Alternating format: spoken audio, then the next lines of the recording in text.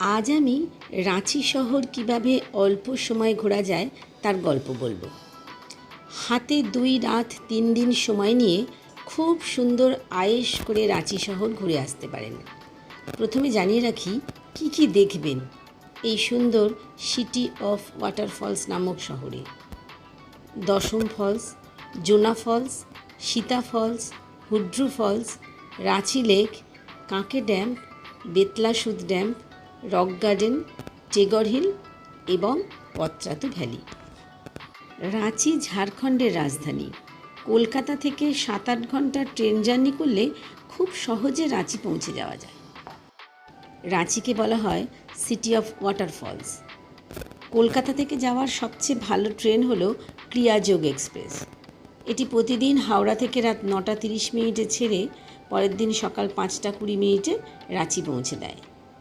আর যদি আপনারা ঘাটশিলা দেখে রাঁচি আসেন তাহলে ঘাটশিলার স্টেশন থেকে প্রতিদিন ভোর 4টের সময় একটা বাস ছাড়ে, সেটি রাঁচি বাস স্ট্যান্ডে সকাল 8টা 15 মিনিটে পৌঁছে দেয়।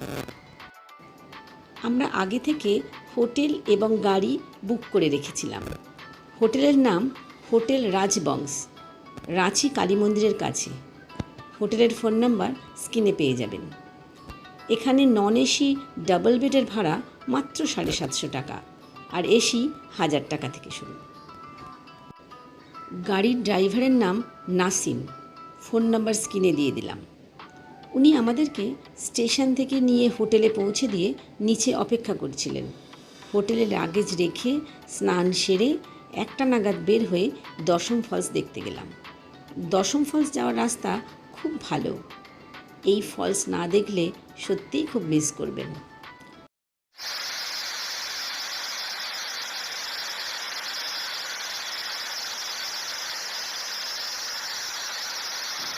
বিধ্বংসী জলপ্রপাত 10টি শাখায় বিভক্ত হয়ে অবিরাম 144 ফুট ওপর থেকে নিচে পড়ছে। দশম ফলস মূলত ক্যাসকেড ও সুবর্ণরেখা নদীর শাখা কাঞ্চি নদীর মিলিত জলধারার প্রবল বেগে আছড়ে পড়ছে 144 ফুট নিচে। অসাধারণ, অতুলনীয়, এক কথায় অসাম। এখানে সময় কেটে যাবে 1.5 থেকে 2 ঘন্টা।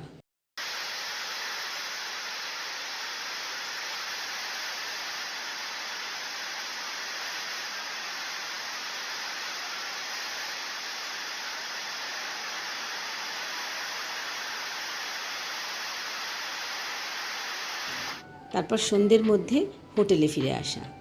ইচ্ছা করলে সন্ধ্যের পর পাশে জাগ্রত কালী মন্দির আর বড় রাস্তার উল্টো দিকে হনুমান মন্দির দর্শন করতে পারেন। দ্বিতীয় দিনের গন্তব্য পত্রাতু ভ্যালি। খুব সকাল সকাল ফ্রেশ হয়ে সারাদিনের জন্য বের হলাম। রাস্তায় যেতে যেতে আরও কয়েকটা দ্রষ্টব্য স্থান ঘোরা। প্রথমে রক গার্ডেন, ছোট্ট একটা টিলা, পাহাড়কে ঘিরে সুন্দর করে সাজানো গার্ডেন। নিচে কাঁকে ড্যাম, উপর থেকে খুব ভালো লাগবে।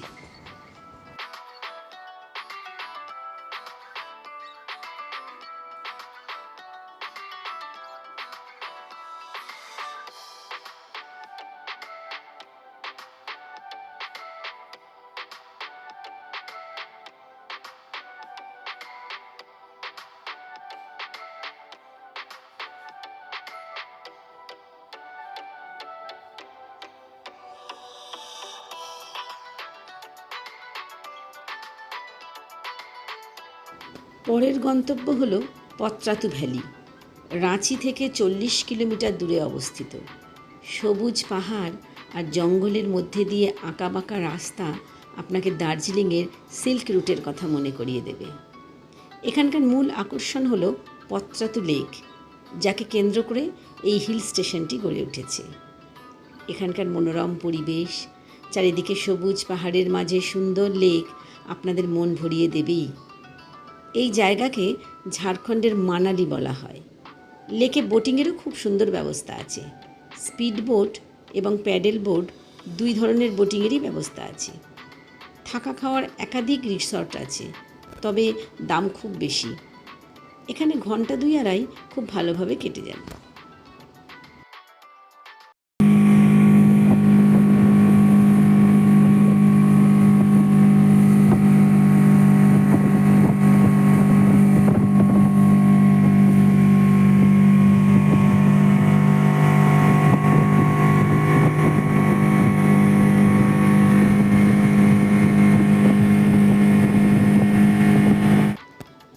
ফেরার পথে টেগর হিল বা মোরাবাদী হিল ঘুরে দেখব। কবিগুরু রবীন্দ্রনাথ ঠাকুরের দাদা জ্যোতিরেন্দ্রনাথ ঠাকুর তার স্ত্রী কাদম্বরী দেবীর মৃত্যুর পর এখানে বসতি স্থাপন করেন। তিনি শান্তিধাম নামে একটি বাড়ি ও ব্রহ্মস্থল নামে একটি স্মৃতিস্তম্ভ নির্মাণ করেন।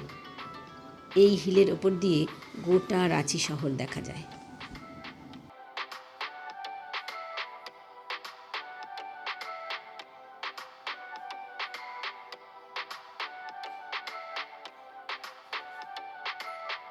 তারপর রাঁচি লেক। এই লেকের মাঝখানে বিবেকানন্দ স্ট্যাচু আছে। লেকের পাশ দিয়ে স্ট্যাচু পর্যন্ত সুন্দর সেতু আছে। তারপর সেদিনকার মতো প্রোগ্রাম শেষ করে হোটেলে ফেরা।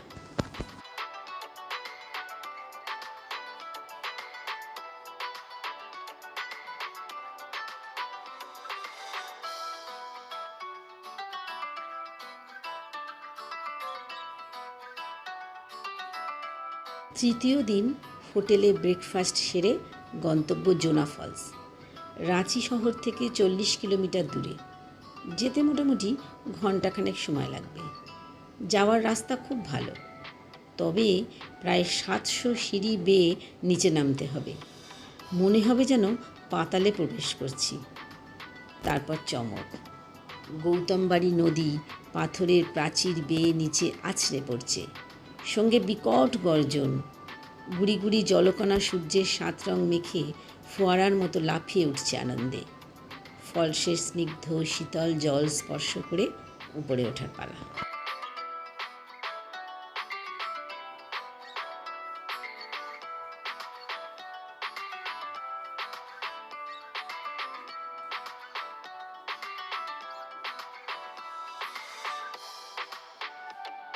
এখান থেকে সীতা ফলস খুব কাছে। সীতা ফলসে যাওয়ার রাস্তা আরও ভালো। এখানেও বহু সিঁড়ি, 2 ধারে লম্বা লম্বা গাছের জঙ্গল আর মাঝখানে সিঁড়ি। সিঁড়ি বেয়ে নিচে নামলে তবেই দেখা যাবে সুন্দরী সীতা ফলসের আসল রূপ। অনেক উঁচু থেকে জল যেন বাঁধনহারা হয়ে নিচে খসে পড়ছে, তবে জলের ধারাটি বেশ ক্ষীণ।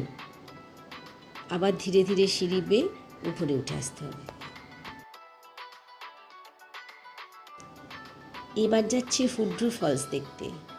ফলসের কাছে পৌঁছাতে দুপুর হয়ে গেল। এখানে ছোট ছোট কয়েকটি হোটেল আছে। এখন অর্ডার দিলে ফলস দেখে ফেরার পথে খাওয়ার ব্যবস্থা করে দেবে। সব কিছু ব্যবস্থা করে ফলসের উদ্দেশ্যে সিঁড়ি ভাঙা শুরু হলো। প্রায় 600 সিঁড়ি ভেঙে নিচে নেমেও ফলসের দেখা নেই।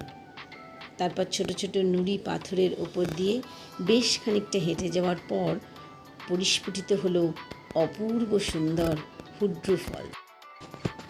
অনেক উঁচু থেকে পাথরের গা বেয়ে দুধের মতো সাদা সুবর্ণরেখা নদীর বিপুল জলরাশি পাথরের খাঁজে খাঁজে ধাক্কা খেয়ে নাস্তানাবুদ হয়ে রাগে গর্জন করতে করতে নেমে আসছে।